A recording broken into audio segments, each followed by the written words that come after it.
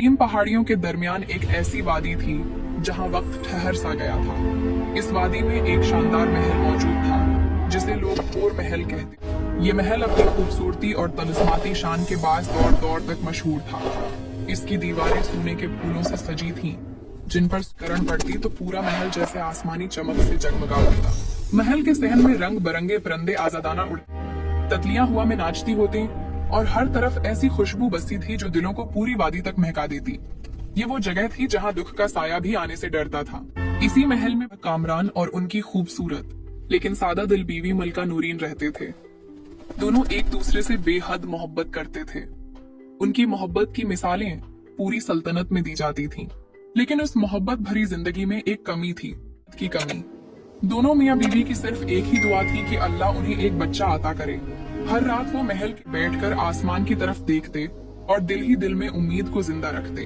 उदासी के बावजूद वो हर किसी के सामने मुस्कुरा कर रहते, मगर तन्हाई में उनकी आंखें अक्सर भीग जाती। कई साल गुजर गए लेकिन उनका दामन खाली रहा। बादशाह अपने दर्द को छिपाने की कोशिश करता, मगर मलका नूरीन की टूटी हुई आंखें सब कुछ बयान कर देती थी। फिर एक और महल में सुबह की पहली रोशनी के साथ एक माजिजा हुआ।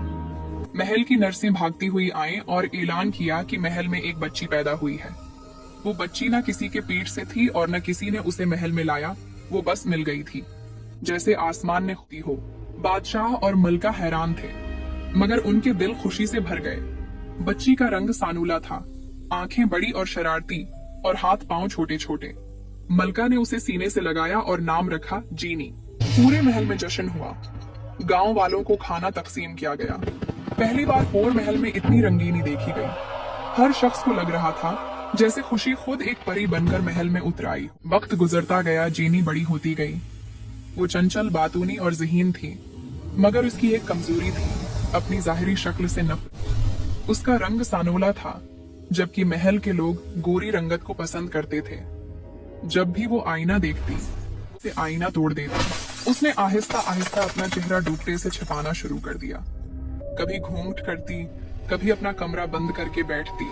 सब लोग समझते कि शहजादी शर्मीली है, मगर असल में वो अपने आप से डरती थी। बादशाह कामरान ने फैसला किया कि जीनी अब जवान हो चुकी है, इसकी शादी का वक्त आ गया है। उन्होंने पैगाम मुख्तलिफ रियासतों में भेज दिया कि शहजादी के लिए अच्छा रिश्ता तलाश किया जाए। जल्द ही रियासतों से शहजादे हुर महल में आए। नीलम नगर, बहशूर नगर और कई मुल्कों से रिश्ते पेश हुए, मगर एक शहजादा सबसे मुनफरिद था, शहजादा इल्मीर। अल्मीर न सिर्फ खूबसूरत था बल्कि ज़हीन और नरम दिल भी था। इसकी नीली आंखों में ऐसी जैसे समंदर खामोशी से बातें कर रहा हो। जब वो पहली बार आया तो सब उसकी शख्सियत से मुतासिर हुए, मगर जीनी ने अपना चेहरा घूंघट में छिपाया हुआ था।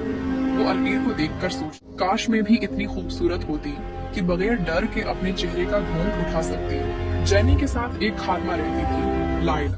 लायला शहजादी की नफ्सियाती सहारा भी थी।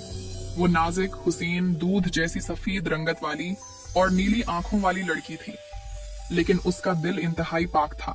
एक दिन शहजादा अल्मीर ने बादशाह से कहा, चाहता हूँ कि शहजादी से तन्हा मुलाकात करूं। ये सुनकर जीनी के कदम लर्ज गए।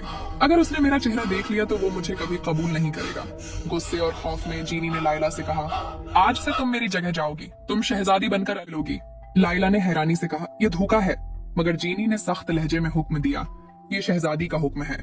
वफादारी ने लायला को मजबूर कर दिया। जेनी ने खुद लायला को तैयार किया।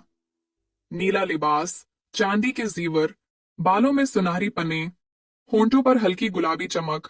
जब लायला तैयार हुई तो जैसे आसमान की परी जमीन पर अतर आई हो।